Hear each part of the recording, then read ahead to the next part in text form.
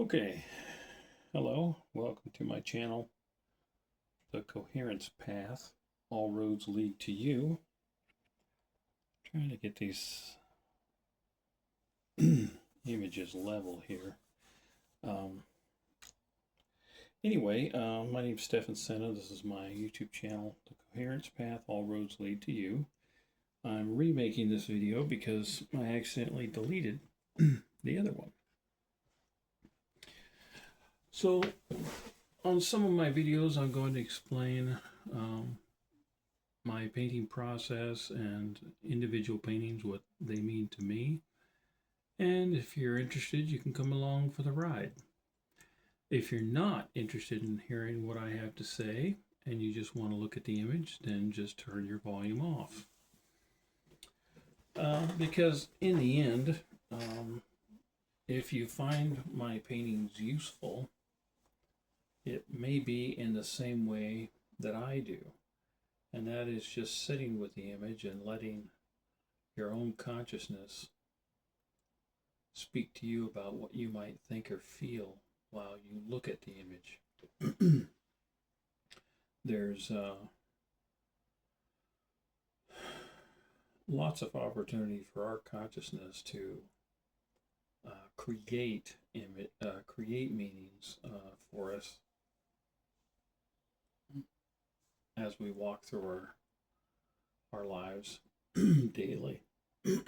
Images are all around us. Everything in our visual field. In fact, anything in that our senses are picking up can communicate to us if we're deciding that they can do that. So in a nutshell, I'm trying to say that we create the meaning we place on our experiences in life. Now this painting is a visionary painting, part of my energy imagery series that has been going on since 1997 when I had a near-death or out-of-body experience. This image I painted, I don't know, maybe 3-4 years ago. It happened the same way that a lot of my paintings do, probably 99% of them. And that is, I just asked the question to the universe. I could just be walking around, driving in my car, talking to somebody, and I could ask myself, what do I paint? And I'll receive a visionary experience that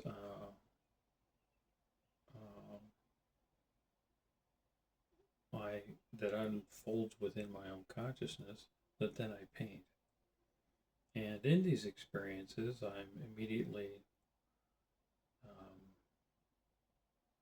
shifted away from my human perspective.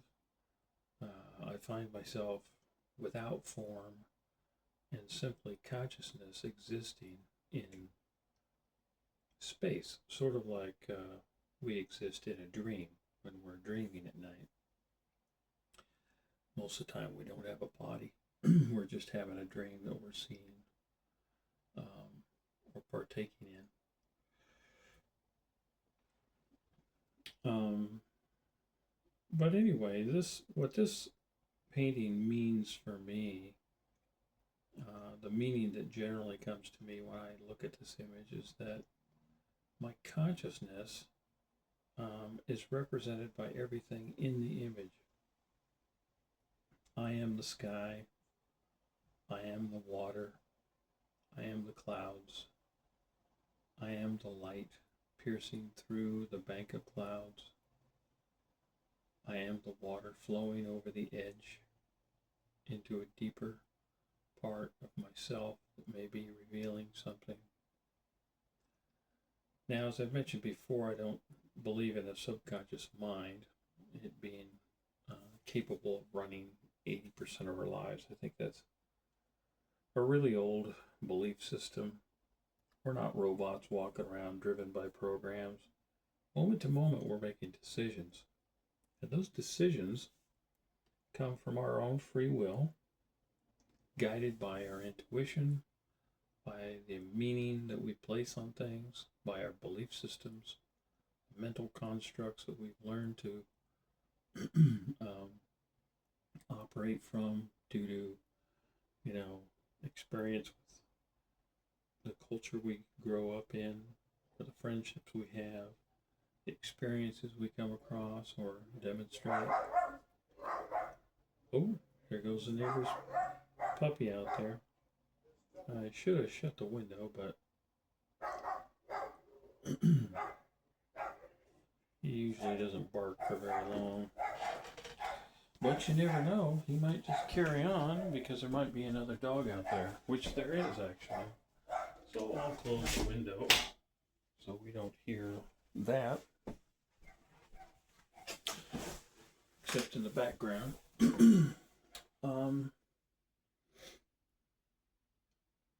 But anyway, in a nutshell, this painting to me is always feeling like intuition or insight. If my mental construct in my mind is cloudy or there's a lot going on, that could be represented by the bank of clouds that are sort of a V shape there in the center of the image. And my consciousness can be informed by things that I don't pay attention to, things that are buried on the outskirts of my consciousness. That's what the deep ocean represents, part of my own beliefs or meanings that I've placed within my consciousness that, for the most part I don't pay attention to or I've repressed. Now, as you grow in your own awareness of life and yourself, you start to let go of things. You start letting go of bad experiences that maybe you regret, or you heal yourself of particular things. Then you just become freer and freer. And so what may reside in the broader spectrum of your own consciousness is just simply sort of vague memory. Things you don't really pay attention to anymore.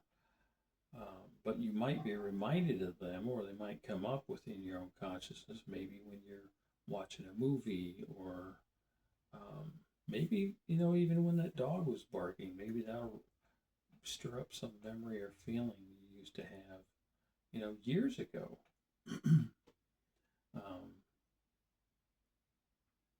Let me see.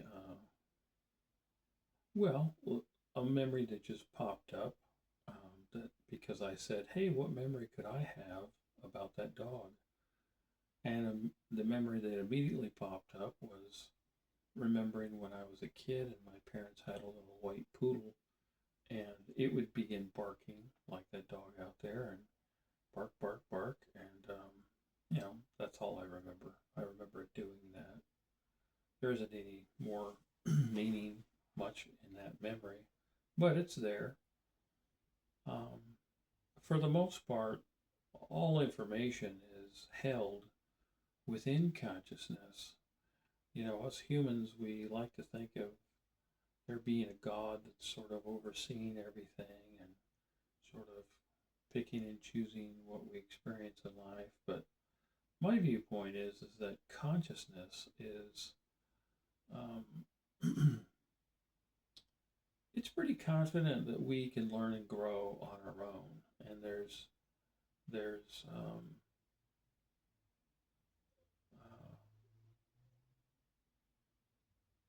lots of opportunity for us to learn the same lesson over and over. So our free will, whether it's in this lifetime or another one,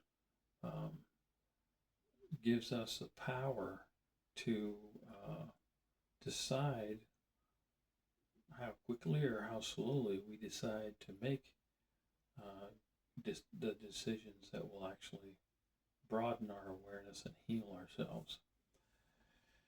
And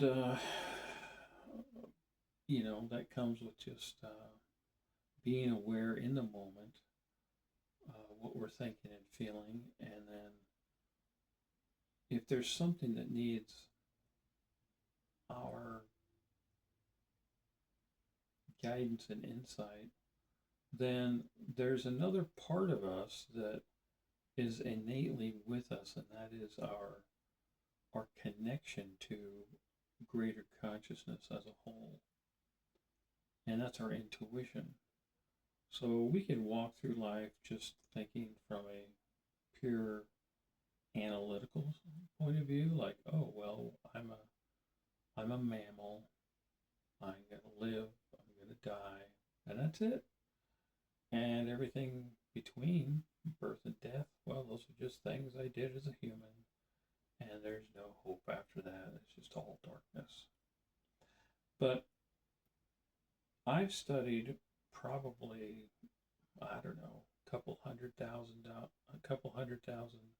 near-death experiences, out-of-body experiences, the work of the Monroe Institute, Joseph Campbell, and all of those experiences support, or all those that information from those things support and reaffirm my own experience when I've traveled out of what's termed travel out of the body or near-death experience.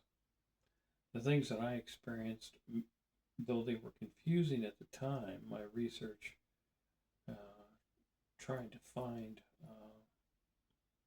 evidence of the same thing through others' experiences, easily validated that, hey, I wasn't actually crazy. That actually did happen. And there's something to this. I'm not just a mammal living on a planet. In fact, I am consciousness connected to all things, living a human experience. And we're given free will to choose to live how we want to live. And we innately have intuition, or a beam of light, or a gateway, or a portal, or a doorway, however you want to frame it. We have an avenue and a path to communicate with that greater consciousness, which we are. We're an individuated, or a singular part of that greater consciousness living through a human lens, but we still have access to the information within that greater consciousness. And if you want to feel more comfortable and call that God, that's perfectly fine. That's a decision you can make.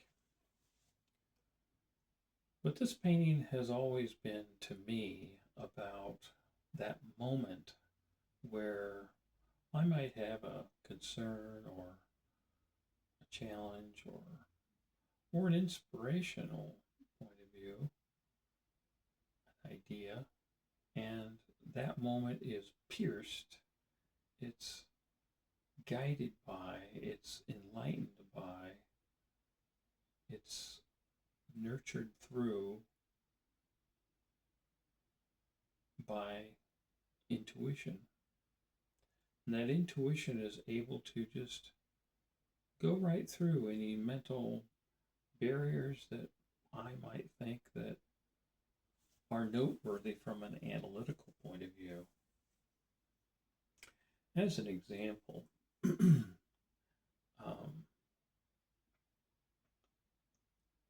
and it happens in so many simple ways. As an example, yesterday I was going to go over to my partner's place to meet with her and just have a visit. But I got 3/4 of the way over there, and even though I kind of had a feeling, which was intuition, that she wasn't home, I ignored it and I kept driving over there. And then finally, when I was about 3/4 over the way, I thought, this is silly. I know that she's not home. I'm just going to text her and let her know that I could stop by and bring these things over that I made for for a project she was working on. So I texted her, and sure enough, she texted right back that she wasn't at home, that she was at Costco doing some shopping, but that she'd be free in 10 or 20 minutes. And events that happened after that just worked out in a perfect flowing manner because I yielded to that information and the feeling I got about some other things that we did to take care of some things we needed to do for each of our households. But anyway, that's just a simple example of how intuition can give you that little nudge. I've had intuitive nudges that are more blatant than that. I've had dreams that, sort of told me about what was going to happen the next day, and sure enough, the next day it happened exactly that way. To explain, I'll give you an example. So, this was a few years ago. I had an ad on Craigslist for doing carpentry work, and a woman responded that she wanted me to look at a project at her house and gave me her phone number and address, which was usual, and I just emailed back that I'd meet her at that time, and I'd never met this woman at all. But that night, I had a dream that a snake wrapped around my arm and bit into my arm. Now, when I woke up from that dream, and it was a lucid dream, so I knew it was important, I knew that it was not going to be the most positive experience being around this person, possibly. But when I woke up, I thought, well, I'll just intend that everything will work out for me fine, which it did in the end. I was able to complete the task for her, get paid, and so on and so forth. But when I went over to her house initially and got out of my car and she was standing outside in the front of her house, the very first thing that she said to me was, hello, my name is, I can't remember her name, but she said, I'm a snake. That's the first thing that came out of her mouth. Now, that's highly unusual, isn't it? The night before, I had a lucid dream that a snake wrapped itself around my arm and sunk its fangs into my arm, pushing venom deep into the veins of my arm. In the dream, I pulled the snake off and threw it on the ground. And then I focused white light energy on my arm and healed myself in the dream. Now, all those things are symbolism. The snakes is a metaphor. Me having white light, that's a metaphor. Because we know that we can just heal our body by intention and by holding and being loyal to that intention. I had a broken leg once. They said it would take 3 months to heal because it was fractured all the way through. And through daily meditation on my leg, it was healed in about, I think it was about 3 or 4 weeks. And they even took x-rays to substantiate that because the doctors had refused to take the cast off of my leg. And I told them, either you take it off or I'm going to take it off myself with my grinder and scissors. Your choice, but I know my leg is healed. And sure enough, they said, well, and this was 3 doctors later, they were all standing there. They finally said, would you agree to an x-ray? And I said, sure, if it's not healed, I'll just leave the cast on. They gave me the x-ray, and the bone was completely healed. They said, we don't know how that happened, but you're right, it's healed.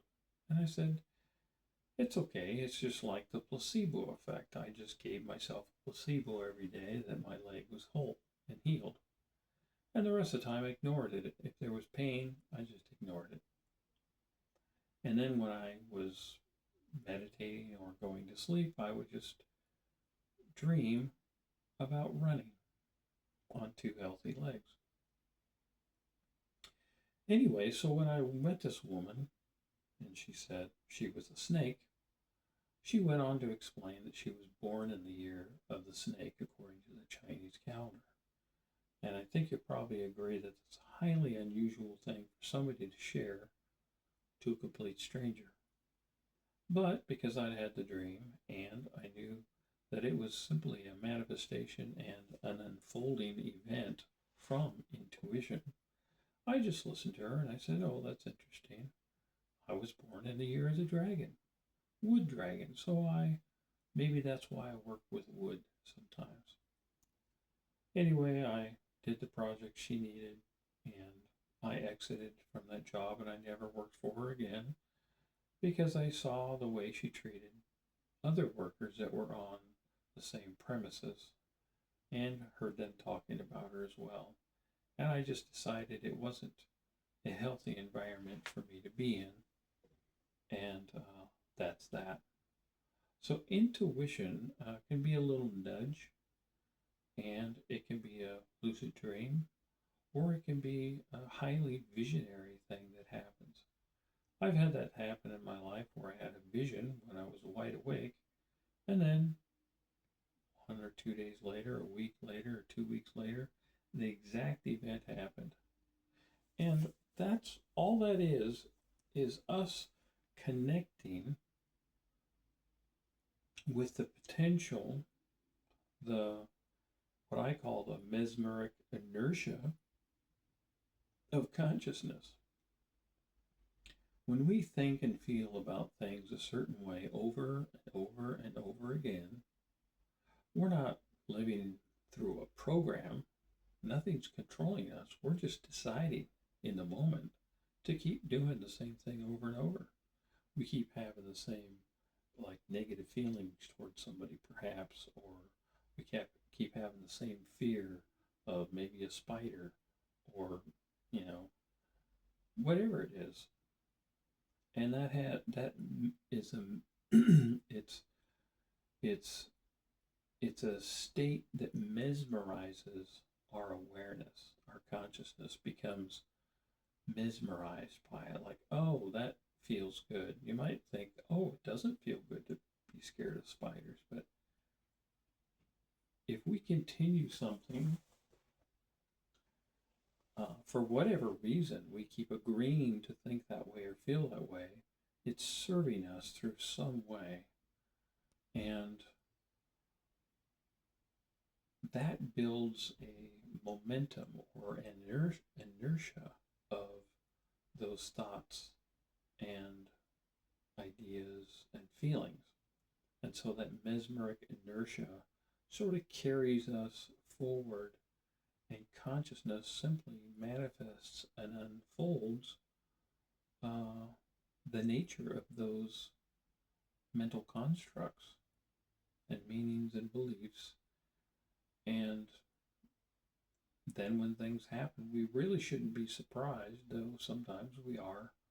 We all go through that, like, wait a minute, I didn't want that.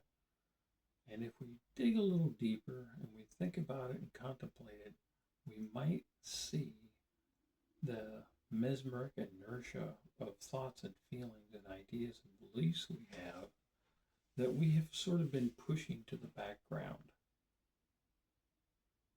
So intuition is a very wonderful tool that helps us shed light on our inner selves. And so that's what this painting, for the most part, means to me. Now, sometimes I just look at this painting and I think, oh, an inspirational idea is popping up through that cloud. And that could be a meaning of this painting. That cloud bank, it's sort of like shaped like a large bird. You know, we might have a large idea flowing through our mind, like, I just can't do this, or I just can't do that. But then we might have this inspiring idea that comes up through our own consciousness that frees us or pierces the shadow of that belief system. And that's another way that I can see this painting is that inspiration rising from deep within myself pierces through the dark of perhaps some momentary or practiced concepts and ideas. If you want to kind of play with this painting yourself and see what ideas come to you, just watch this video over again and turn the volume off. And that way, you can just sit with the painting and create the message that your own inner self and intuition come up with. Thank you for visiting me here again. I'll see you on the next video with another painting, and I appreciate you stopping by. Subscribe if you want.